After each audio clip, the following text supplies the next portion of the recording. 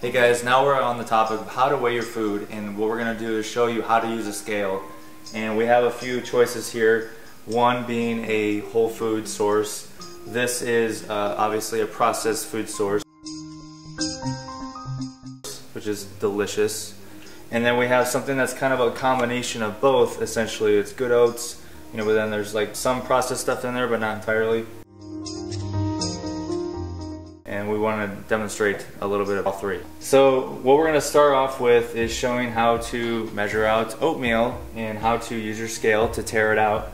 And what I'm going to do is, first you want to get a scale that has grams or ounces to make sure that it's accurate. And a digital scale is very imperative. You don't want an analog one.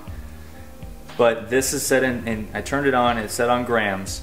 So when I weigh the bowl, this weighs out to be 443 grams in weight for the bowl. And what we want to do is we want to get rid of that number, which you'll just zero or tare it out. So tare or zero, usually the scale says. And now what I'm going to do is everything that I pour into the bowl is going to be just from the oatmeal, and that's our serving size. So the serving size of the oatmeal says 40 grams in weight. And that's one serving size. So if I wanted two, obviously it'd be 80 grams, and 1.5 servings would be 60 grams. And so I'm gonna pour out one serving size of oatmeal. And I'm gonna pour it in until I hit 40 grams in weight. So 40 grams, that is one serving size of oatmeal. And that's usually equivalent to 1/2 cup from what most labels say on the back of the label. So if I wanted more, obviously I'd do more.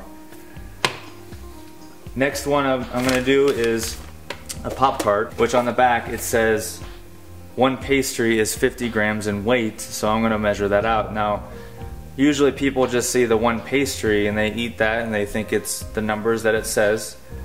But a lot of times some of the processed foods aren't accurate for the most part, so we just want to weigh it out just to clarify that it really is what it is. So you could take a plate if you don't want to just put it on your scale.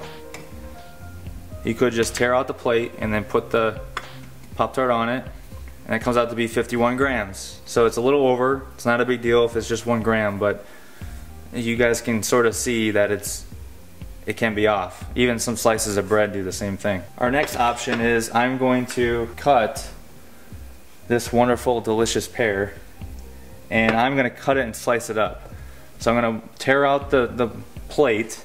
It's 455 grams, the weight of the plate is. I'm going to zero it out so I can take this off and cut up the pear to my liking, and then measure or weigh it again, and it comes out to be 153 grams in weight.